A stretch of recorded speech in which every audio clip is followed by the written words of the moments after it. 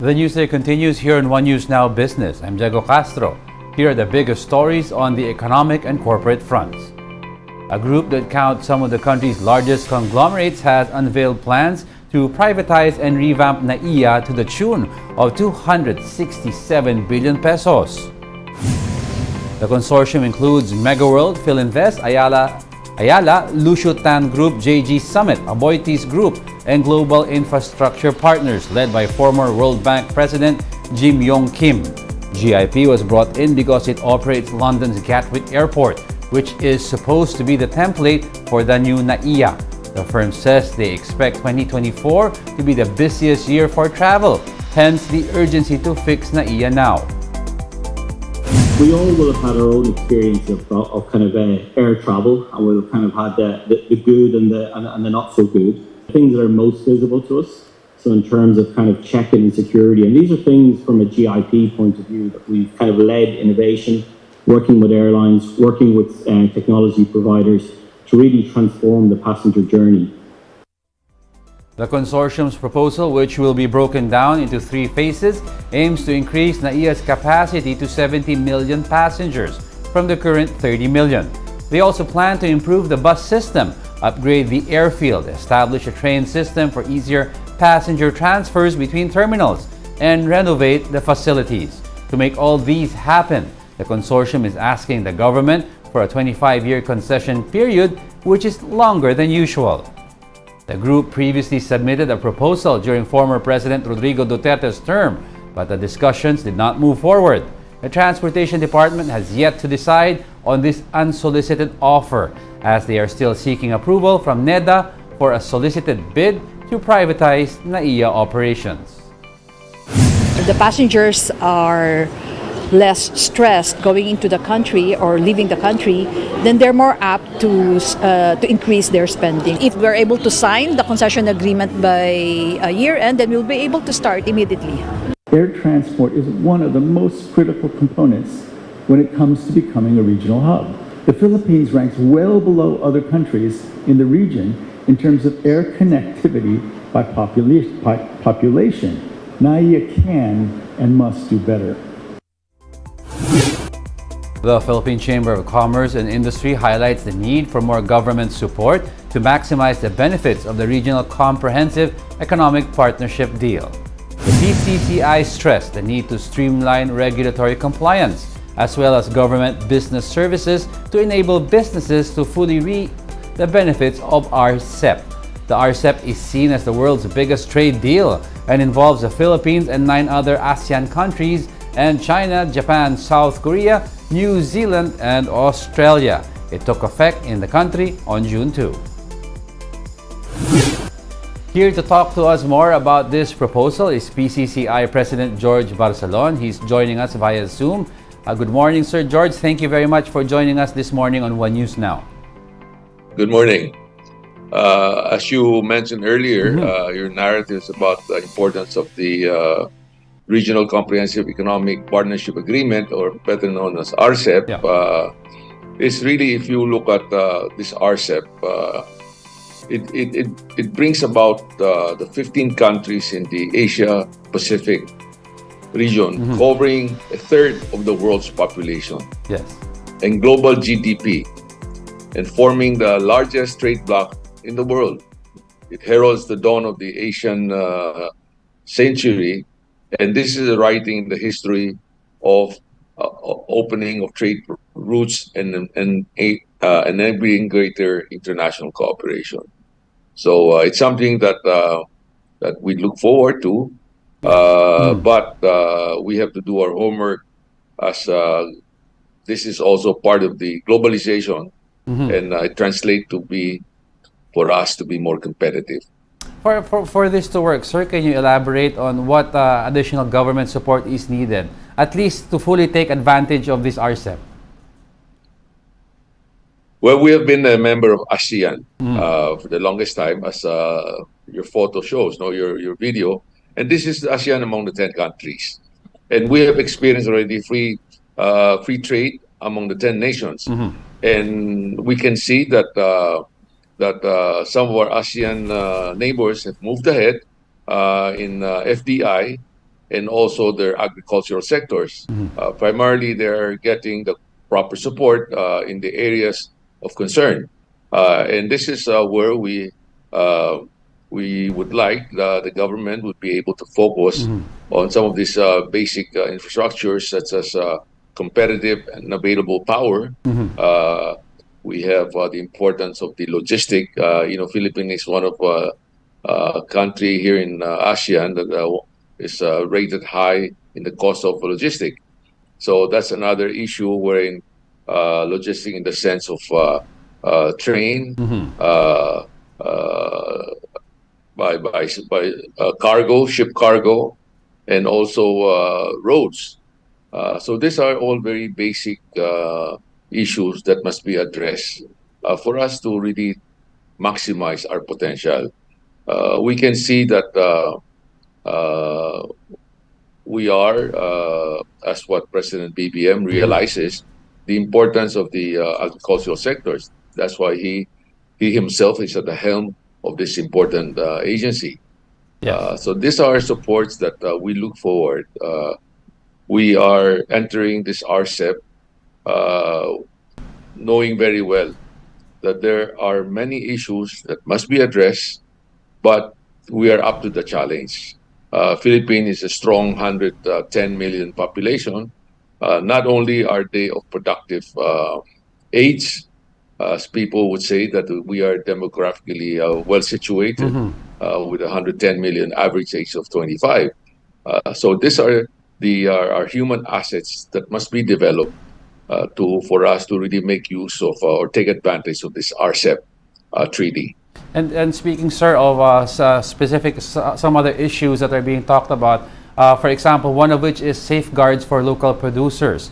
Do you think we have enough of these? If not, what other safeguards do you think are needed? The safeguard, we do have safeguards. Some of the agricultural products are in the negative list, wherein importations are regulated so that it will not hurt our local farmers, and also wherein the price will not be too deflated to their detriment. But having said that, the proactive actions that must be taken is to increase the productivity of our farmers.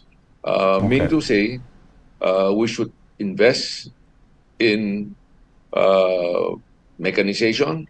We should provide proper irrigation, post-harvest facilities, cold storage, and all of this, once it's implemented, would augment the productivity of our agricultural sectors. Okay.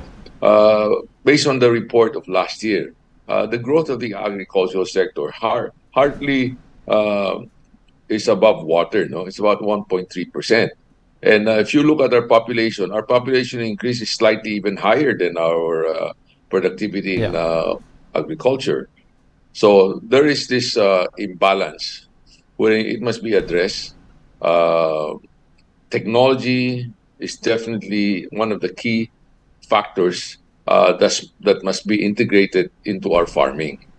The concern of our local farmers about being non-competitive is something that we are cognizant about. But at the same time, we are now importing agri-products from countries like Vietnam, Thailand, Indonesia, wherein before, when Philippines during the 60s and 70s, we are self-sufficient in food. As a matter of fact, we also export. Okay. But now we're importing from them.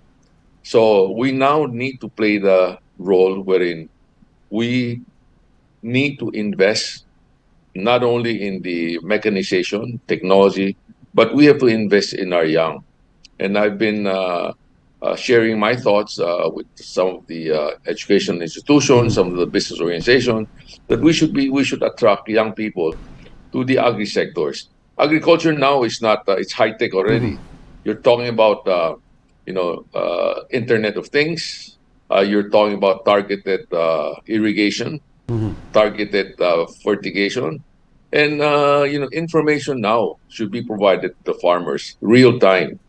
There are satellites all over the world wherein the weather conditions, and all of this would help augment their production. So it's going to take some time, but at this we have to start really focusing on the agri sector because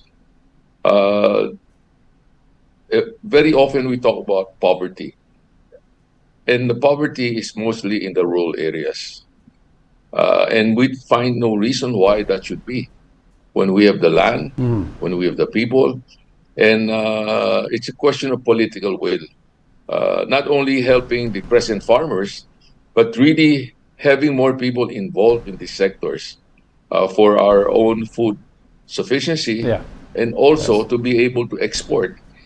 If you look at the statistics in the agri sector among the ASEAN, Thailand, Vietnam, their export is double our exports. Okay? They import, the ratio between import export for them is double. For us, it's the reverse. We import more than we export. So again, those numbers would highlight that we have a lot of upside Yes. to focus on this area. Well, thank you very much, sir, for joining us this morning. Unfortunately, that's all the time we have, but definitely we will keep in touch with you for more updates on this issue. Again, thank you very much for joining us, Sir George Barcelon, the PCCI President, for joining us on One News Now this morning. Thank you. We'll be back with more stories after the break. Keep it here on One News.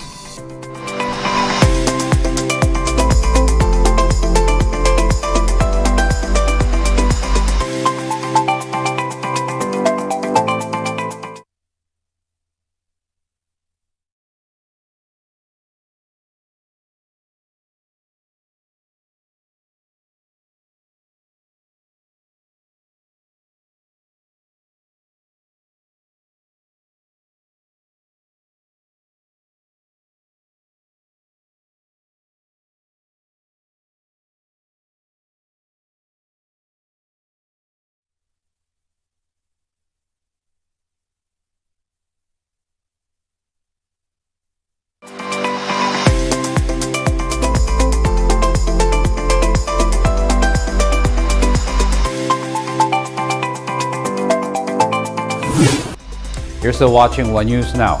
I'm Diego Castro. Sari-sari store owners may now order stocks for their inventory without even leaving their stores. How? Well, that's through BPI Banco's new Inay app, which connects micro-retailers to distributors and wholesalers, allowing them to conveniently order their merchandise online. Pam Vasquez with the details. Ate Ineng has been managing her sari-sari store for 3 years now.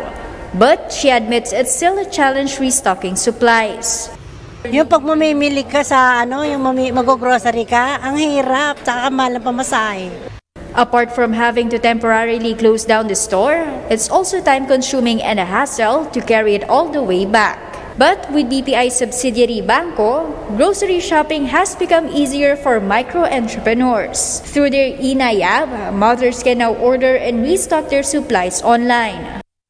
By empowering these micro entrepreneurs with the necessary financial tools, we aim to make a positive impact on their lives.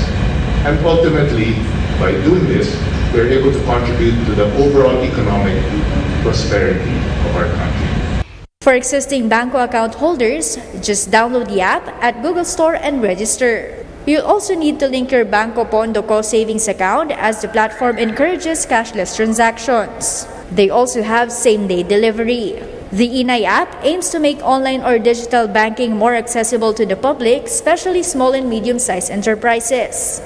We hope that all Filipinos will be able to access our services without feeling intimidated to do banking. For those who don't have an account yet, only one valid ID is needed to create one. They also do not have a maintaining balance. Around 70,000 accounts have already been activated, with the majority coming from provinces like Pampanga, Bulacan, Rizal, and Laguna. BPI's Inay app is targeting to reach 100,000 users within a year. Mobile journalist Pamela Vasquez, We Are One News. And those are the top business stories of the hour. I'm Diego Castro. Join us again at 2 p.m. We are One News. All sides, all the time.